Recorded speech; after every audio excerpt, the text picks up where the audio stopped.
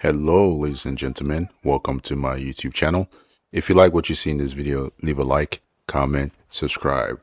Today I'll be taking a look at Lord of the Rings War in the North Legacy Edition, which is a remaster of the original title that was released back in November 1st, 2011. So almost 15 years later, here comes the remastered edition.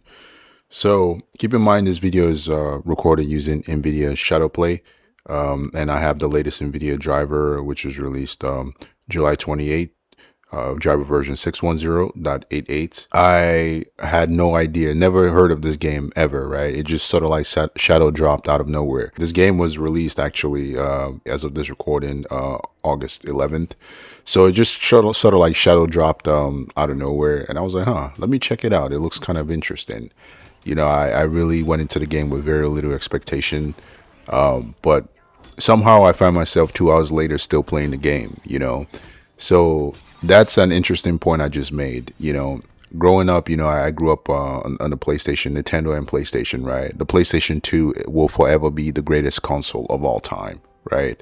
So, I remember I used to play this game called Forgotten Realms, Baldur's Gate, Dark Alliance 1, right, for the PlayStation 2, and Champion of Norrath. So the same studio who made this game, the original version, Snowblind Studios, I don't think they're around anymore.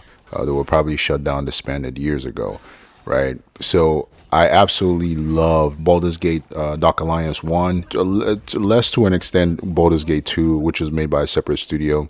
But Baldur's Gate 1 and Champion of Norrath for the PlayStation 2 are my favorite Western RPG of all time, right? I absolutely love those games. I still play from from time to time on my PlayStation 2, right? And it just reminds me so much of those titles. Yeah, it's a little bit slower, and the camera perspective is definitely different, because it was different from the original Baldur's Gate 1 and Champion of Norrath. But the gameplay mechanic, the story, everything just sort of like reminded me of those titles. I absolutely love those games. So this game has a co-op feature. You can play online, and I would probably recommend it because this game, you get swarmed a lot by enemies, you know. And yeah, you can see that I had to revive an enemy, and I went down and I got revived by the AI. So it's definitely like almost like a squad based game. Yeah, you get swarmed a lot, and the enemies do take quite significant hit to go down. But the game is quite fun. So let me just talk a little bit about the PC performance. You can see the game does have a hard cap of 120 FPS.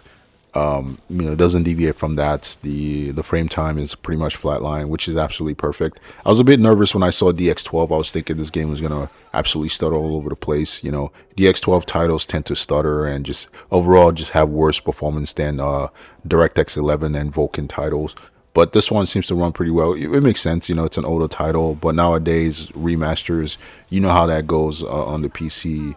It's just absolute disaster, right? So this game is not using Unreal Engine, which is absolutely fantastic. There is no shader pre-compilation step. It's just go into the game. Just reminds me of classic old PC games. Like Dragon Age 1. You just pop in the game in your PC disk drive and you play the game, or download it through Steam, and that's it. No shader, no nonsense shader pre-compilation step, right?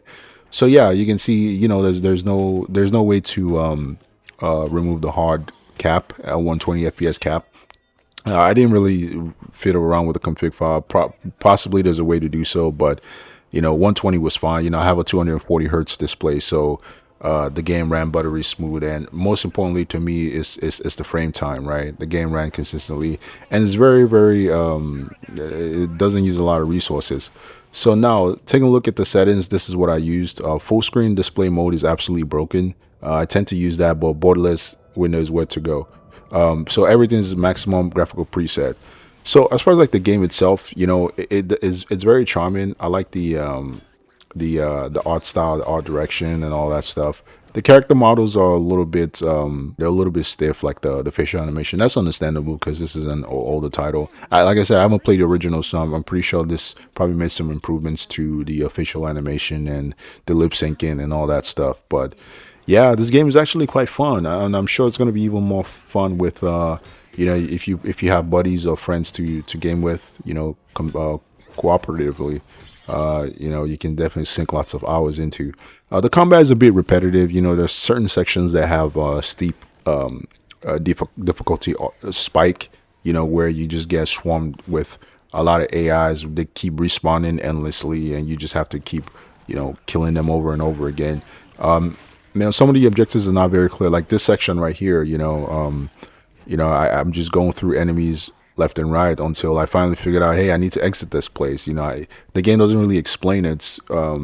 Like some of the gameplay mechanic, it doesn't really explain.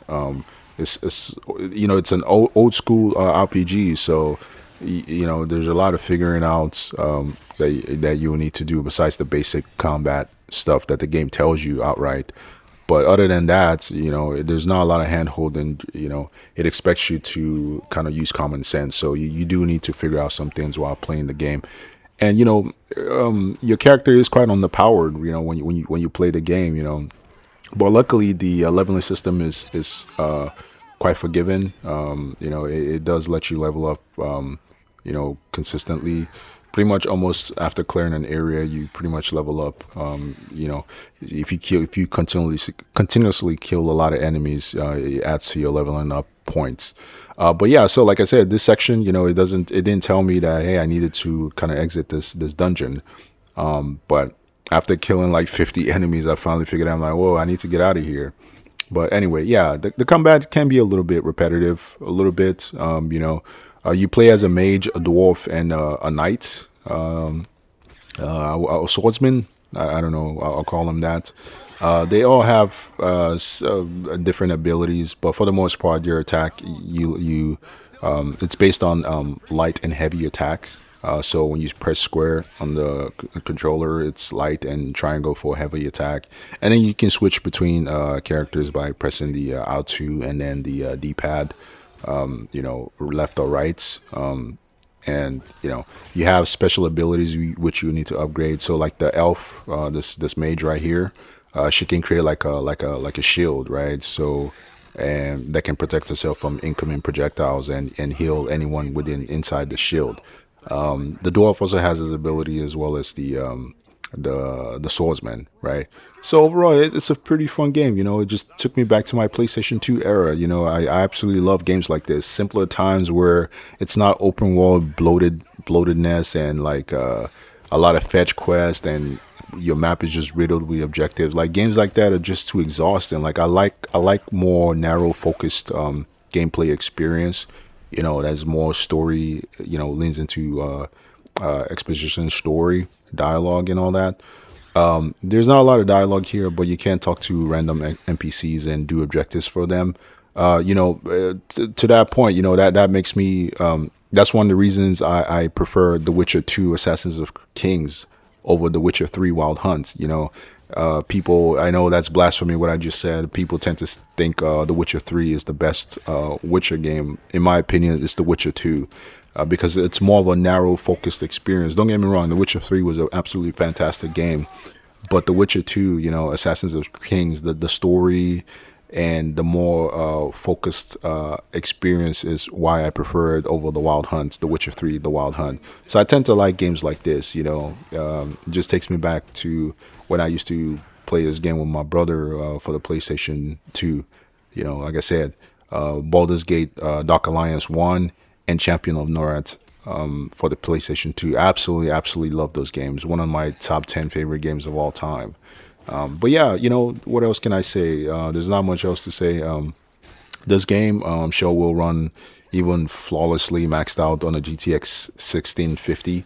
So if you have a fairly decent hardware, I would say a hardware released over the past 10, 12 years possibly, you should be able to run this game just fine maxed out. And also, like I said, just keep in mind you're gonna have to use borderless display mode instead of full screen. Full screen is a little bit broken. But yeah, not much I can say. This game is quite fun. I had a blast playing it. Absolutely had a blast, and it's currently 17.99, so you can pick it up. It's a $20 game, but you can pick it up, $2 to $3 cheaper if you get it right now. It's a new game, so for it to be on sale already, that's actually not bad. So, if you're one of those, you have some time to sink over the weekend. Yeah, I'll say check it out. I'm gonna leave you with the rest of the gameplay. If you like this video, I appreciate a like and a subscribe. Take care.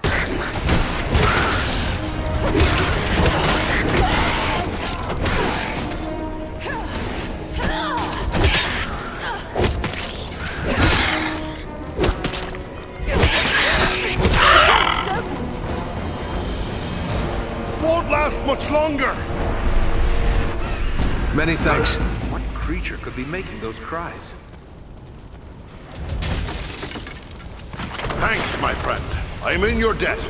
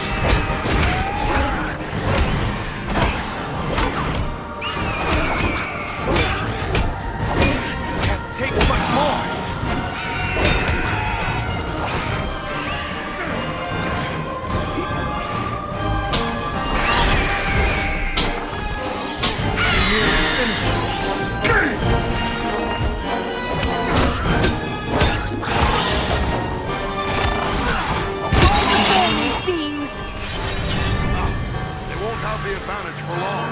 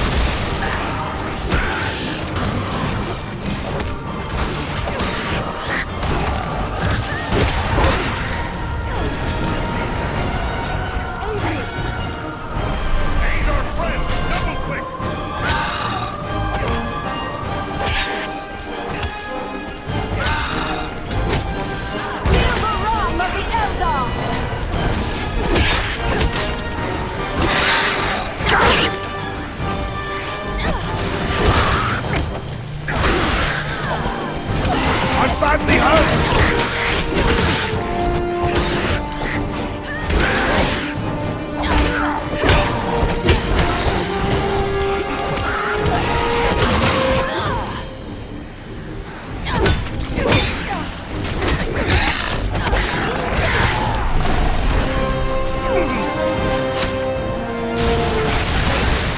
I need healing! Baron needs our aid!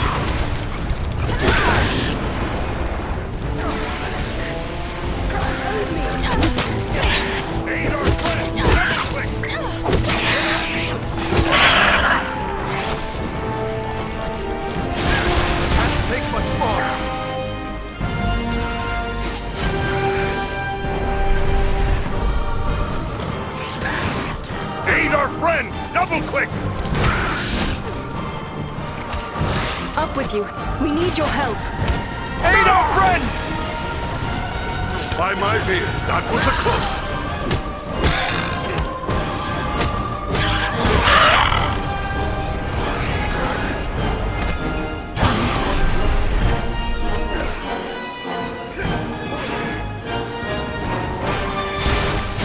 We do not have the power.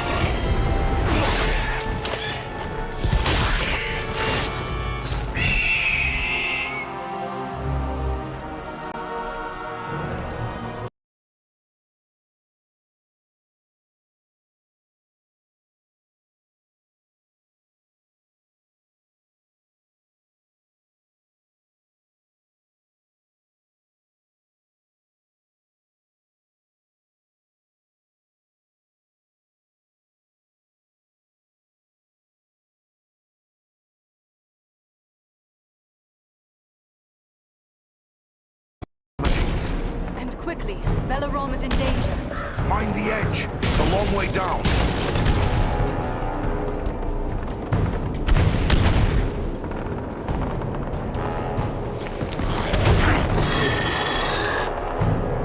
What deviltry is this? A goblin sorcerer! He's got some magic in his command. There is one of the machines over there.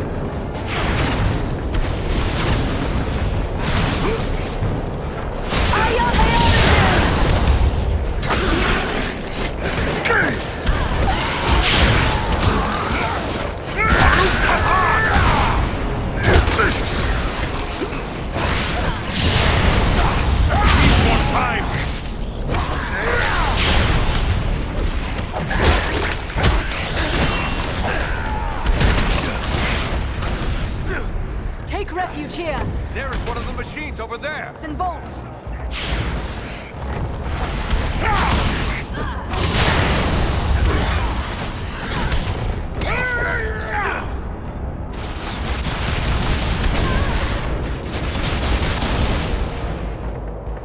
Save me.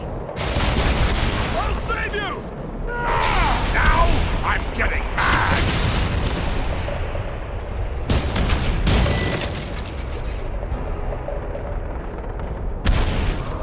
Push the war machine from the wall.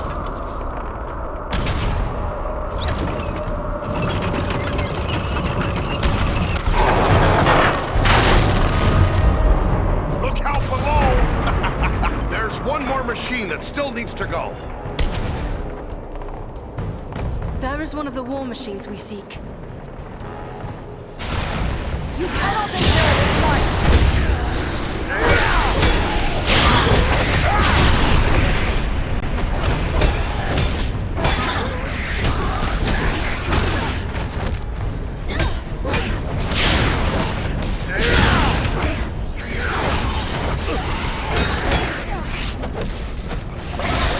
We need healing!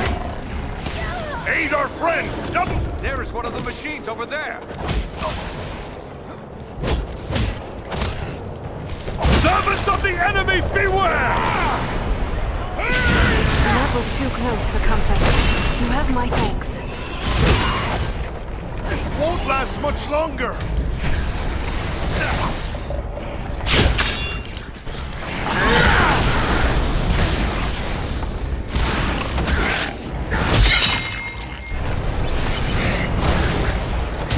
Nearly done for!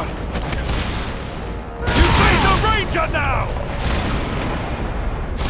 There's one more machine that still needs to go. Let us push these war machines from the wall!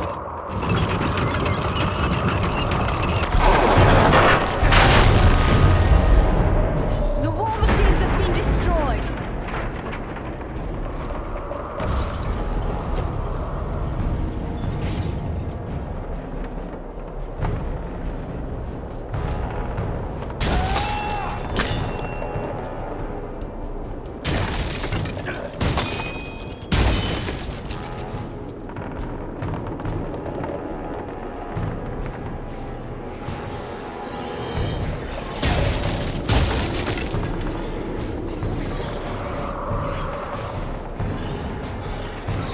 Must be a good time to call on Belleron. Enemy missiles can pierce their shields.